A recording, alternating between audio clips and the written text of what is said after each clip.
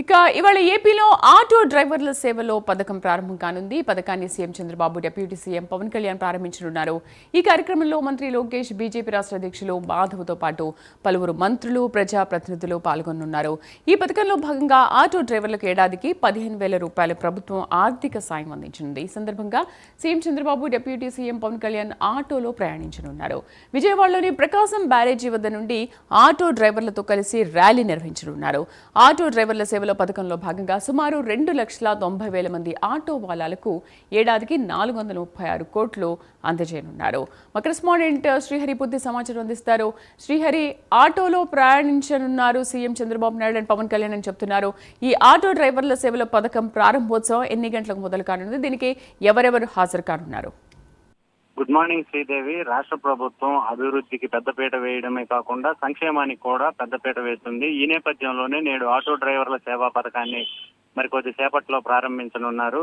కూటమి ప్రభుత్వం అధికారంలోకి వచ్చిన తర్వాత పెద్ద ఎత్తున పెన్షన్ల కార్యక్రమం చేపట్టింది. అదేవిధంగా తల్లికి వందనం, అన్నదాత సుఖీభవ, స్త్రీశక్తి పథకంలో భాగంగా మహిళలకైతే ఉచిత బస్సు ప్రయాణాన్ని కూడా అమలు చేసింది కూటమి ప్రభుత్వం. ఈ నేపథ్యంలోనే కొంత ఆటో డ్రైవర్లు తమ ఉపాధిని కోల్పోతున్నామంటూ ఆందోళన చేయడంతో వారికి కూడా రాష్ట్ర ప్రభుత్వం సంవత్సరానికి 15,000 రూపాయల నగదు వారి ఖాతాల్లో జమ చేయాలంటూ కూడా నిర్ణయించుకుంది.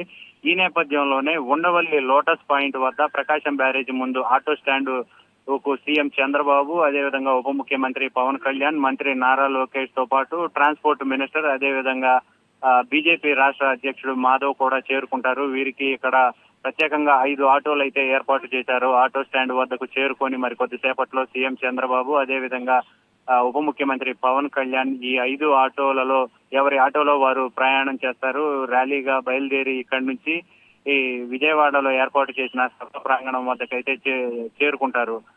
ఇక్కడ ప్రస్తుతం ప్రకాశం బ్యారేజ్ వద్ద అయితే భారీగా ఏర్పాట్లు చేపట్టారు. హోర్డింగ్స్ గానీ, అదేవిధంగా భారీగా బందోబస్తు పోలీసులు చేరుకున్నారు.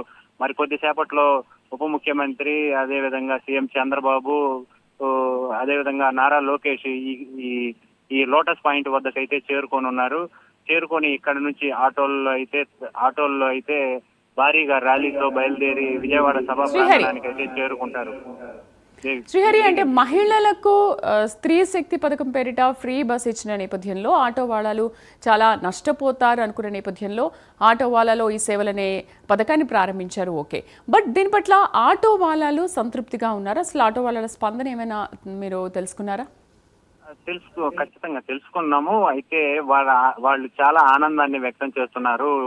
అయితే గతంలో పోల్చుకున్నట్లయితే గత ప్రభుత్వం వారికి 10,000 కేటాయించింది. ఇప్పుడు ప్రస్తుతం అయితే 15,000 ఈ ప్రభుత్వం కేటాయించడం, అదేవిధంగా రోడ్డు ట్యాక్స్ కానీ, లైఫ్ ట్యాక్స్ కానీ ఇవన్నీ కూడా పూర్తిగా తగ్గించడం తమకు చాలా ఆనందంగా ఉంది.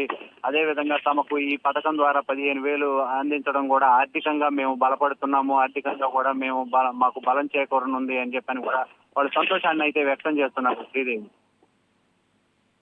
Thank you for the updates.